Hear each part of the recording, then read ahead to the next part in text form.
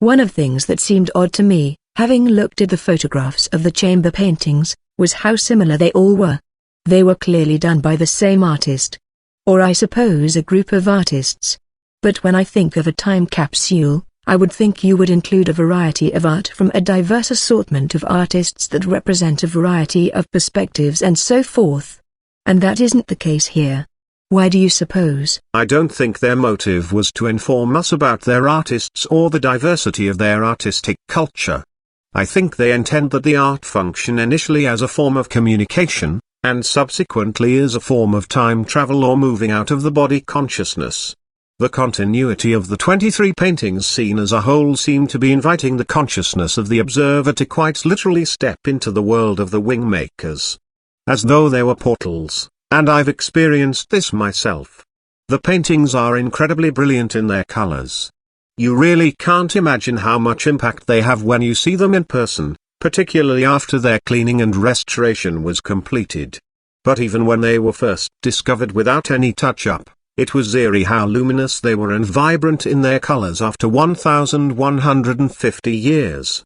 There were many times when those of us who were involved in restoration and cataloging of the artifacts, would sit in the chambers and stare at these paintings. On several occasions I did this for hours, just letting my eyes wander through the painting, and imagining the mind of the artist and what they were trying to communicate.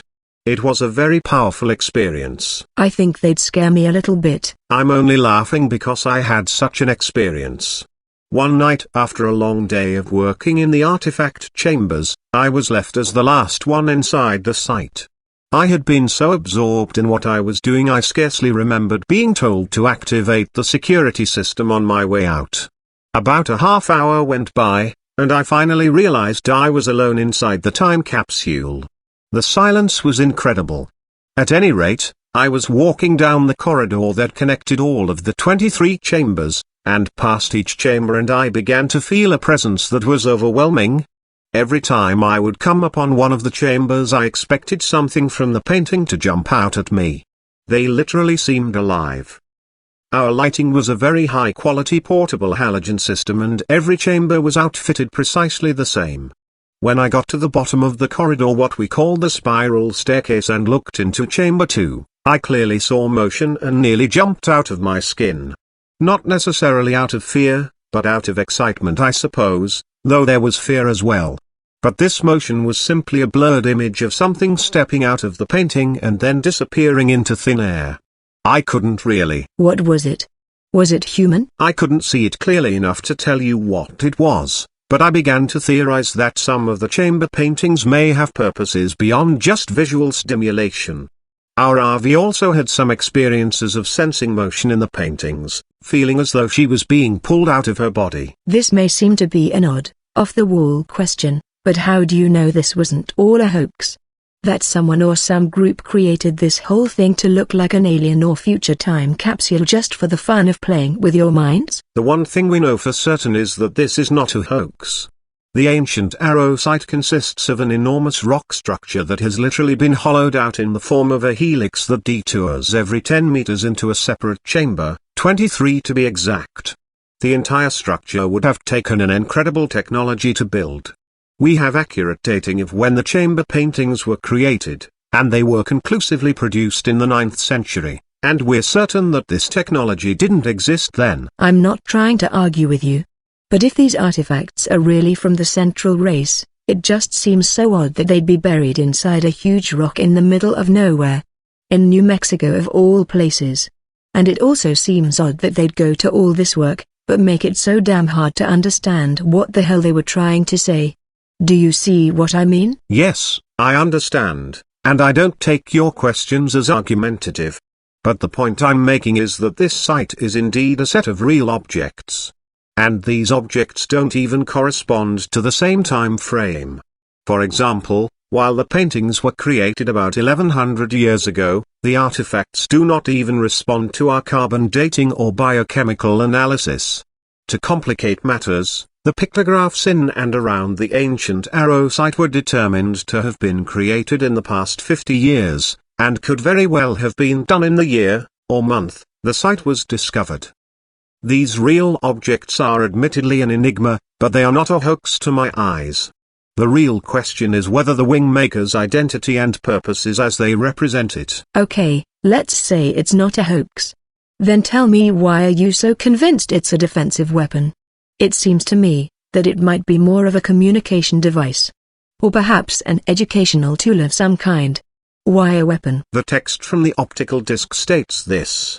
And we had an RV session that corroborated it. So, Earth is this genetic library that the Animus want to use in order to recreate themselves as soul carriers, as you put it? And the ancient arrow site and its 6 companion sites is going to protect Earth and all of us from these marauding aliens? How am I doing so far? I can't say that your specific conclusions are right or wrong. I can only tell you that the Animus are a real threat and that the Wingmakers intend to protect their genetics. Okay, then tell me, why would the Central Race, who lives trillions of light years away, care about what happens to us? The Central Race is responsible for seeding and cultivating higher life forms throughout the universe. They're vitally interested in protecting their genetics from the Animus. Earth isn't the only genetic repository that they protect in this manner. Our RV sessions uncovered a database of planets throughout our superuniverse that was incalculably large. So this is just standard operating procedure for this race? To install a defensive weapon on the planets they seed with life? I believe so. I looked the word animus up in the dictionary this morning. It's a real word. How did a race whose most recent visit to Earth was some 300 million years ago become an entry in Webster's dictionary? Their name is known even by the Wingmakers. They used the same word in their translation indexes. There are certain words that have been purposely seeded within our language by the Wingmakers. So now you're saying that Wingmakers actually place words into our dictionaries? No. Remember when I told you that the Wingmakers were culture bearers? Yes. They have encoded the discovery of language, mathematics, music, and so forth into our genetic structures. As we evolve, certain forerunners of our species, people like you and I, activate a part of their DNA before the rest of us. These forerunners are able to retrieve this encoded information and share it with the species. In subsequent generations, this insight is transmitted, and pretty soon, the entire species encompasses this new information or skill. So you're really saying that the word animus was encoded into our sense of language, and someone invented the word, not realizing it was the name of this alien synthetic race? Yes, something like that. I also read the memo that Dr. Salters wrote about a global culture being an outcome of this technology from the Wingmakers sites. But how could these objects be used to build a global culture? It seems a little naive to me. All I can tell you is that it's related to the internet and a new communication technology that the Wingmakers referred to as OLIN, or the One Language Intelligent Network. If you read the glossary section that I left behind, you'll see it referenced there. The Wingmakers seem to feel confident that the OLIN technology will help create the global culture through the internet. This incidentally is consistent with prophecies that the Labyrinth Group was privy to dating as far back as 1,500 years ago. Of course, the enabling technology wasn't called OLIN, but the notion of a global culture and unified governance has been predicted for many centuries. This is what George Bush used to call the New World Order, isn't it? Yes, but there have been 4 other presidents who've acknowledged this concept. What would make the world's people decide to unify under one governing body, or for that matter, create a global culture? Whatever that means? I just can't envision it happening. Not in my lifetime. According to the Wingmakers, it will happen through the digital economy and then through the internet's OLIN technology platform. And through this global network, entertainment and educational content will be globalized. This is the basis of a global culture with unified commerce, content, and communities. Once these pieces of the infrastructure are in place, then the need to govern this infrastructure will loom as the preeminent issue of the day. And the United Nations is the logical ruling body for such an endeavor.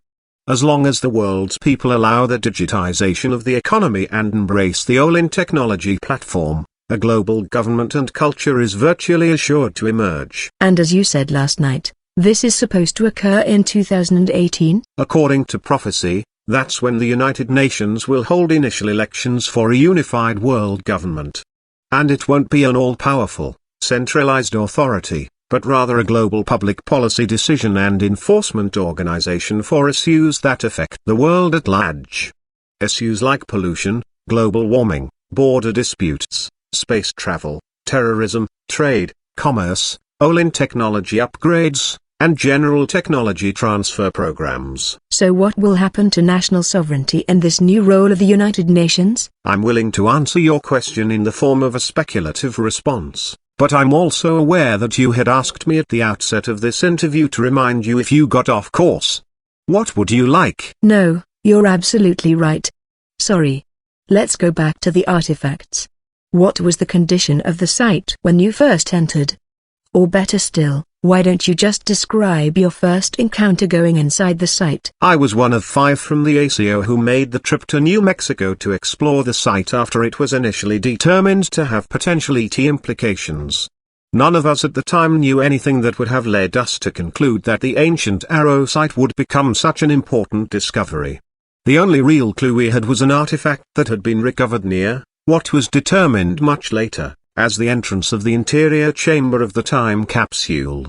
It was this artifact that brought the project under the control of the ACO because the artifact was considered by the NSA to have potential ET origins. What specifically led the NSA to conclude the artifact was alien? Like all the other artifacts, it showed no response to carbon dating analysis and it had peculiar markings or symbols that seemed otherworldly. It was a pure-grade composite of unknown origin. Also, and perhaps more importantly, there was no obvious way to activate the artifact or access its interior controls. Its interior was impervious to various spectrum analyzers. Even simple X-rays were unable to penetrate the object. At any rate, this artifact was essentially handed over to the ACO, which deemed it to be of ET origins, and then proceeded to investigate the region in which it was found. We discovered that the outside casing of the artifact held a detailed topographical map that defined the region in which it was discovered. We began to think the artifact might activate or become more useful if taken to the region depicted on its casing. Is this the artifact you showed me pictures of? No. This artifact destroyed itself after it led us to the ancient Arrow site. Why did you think it was important to activate it where it was found? Because it was thought to be a form of a compass or homing beacon. We weren't sure, but we couldn't determine any functional purpose in the laboratory, so it seemed like a logical experiment to see how the device would function in the area in which it was discovered. Also, the original people who found the artifact complained that it induced a hallucinogenic experience when it was held near the stomach area. The exploration team from the ACO figured out how to use this device to locate the entrance to the interior of the canyon wall in which the ancient Arrow site was hidden. The device, when activated, seemed to pass thought waves or mental pictures of where it wanted the person to go. The RV assigned to our team was the one holding the device when it was first activated, and she immediately began to see pictures. I did as well. Ultimately, it led us into a cave-like structure tucked 20 to 30 meters inside one of the clefts of the canyon wall. Was there an entrance already, or did you have to blast your way inside? The way into the interior was cleverly hidden behind a natural-made cavern, which in its own right was well hidden by natural underbrush. This cavern was about 25 meters deep and led inside the canyon wall. We presumed it was an Indian dwelling of some kind that had long been abandoned. Towards the end of this cavern there was a corridor that jutted off to the side, and at the back of this corridor there was another chamber. A large, flat rock on the floor hid the entrance to the site. So you were convinced there was something underneath the rock? Yes. After removing the rock, we were able to determine a tunnel was indeed underneath it. The tunnel was in the form of a letter J and was about 1 meter in diameter. I slid down first through the tunnel and crawled my way to the entrance of the site. So all 5 of you were inside this site, looking around with flashlights. What was running through your mind at the time? We were all very excited and somewhat apprehensive as well. We thought we might find an ET site, and were half aware that it could be an active site, which kept us all on guard. And this whole thing was carved out of rock? It was completely man-made. Or alien. And we knew it the instant we got out of the transition tunnel. It was like being born into a completely new world. It was absolutely silent, the air was cool, but not uncomfortably cold. There were no signs of life, and it seemed like everything took on a new purpose. An intelligent purpose that we couldn't wait to unravel. What was so remarkable was the incredible sense of walking into a surreal world, a world that was created by something completely alien. We assumed it was of ET construction from the moment we stepped out of the J tunnel. But how did you immediately know it was an artificial construction, and not a natural set of chambers or caves? At the beginning of the spiral staircase, there were ornate petroglyphs carved in the stone with a precision never before seen by our eyes. Also, the entire tunnel system was clearly too smooth, almost polished to be of natural construction. There was a sense of architecture. A sense that someone designed it with extreme care and purpose. Amazingly, there was nothing on the floor. Not even a pebble or a grain of sand. Every surface was completely clean, smooth, and polished. There was dust, but only dust. And something like a polymer coating had been applied to every square centimeter of the structure, including the ceilings.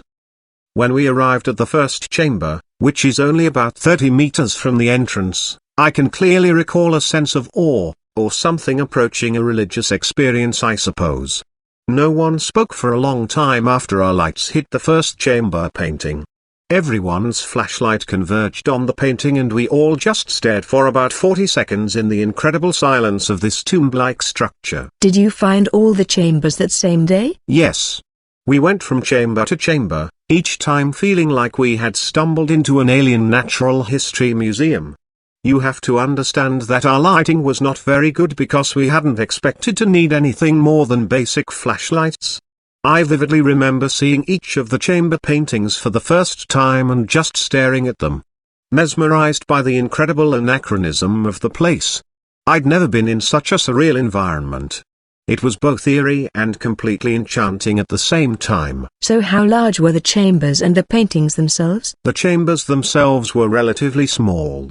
About 4 meters in diameter with fairly high ceilings, in some instances as high as 6 meters. So, judging from the photographs I've seen of the chamber paintings, the paintings themselves must be fairly large? Yes, they're large and always face the entrance of the chamber.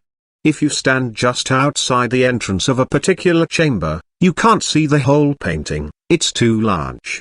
You have to walk into the chamber in order to see the whole composition. What, in the opinions of the Labyrinth group, are the artistic merits of these paintings? No one within the Labyrinth group claims to be an art critic, I can assure you.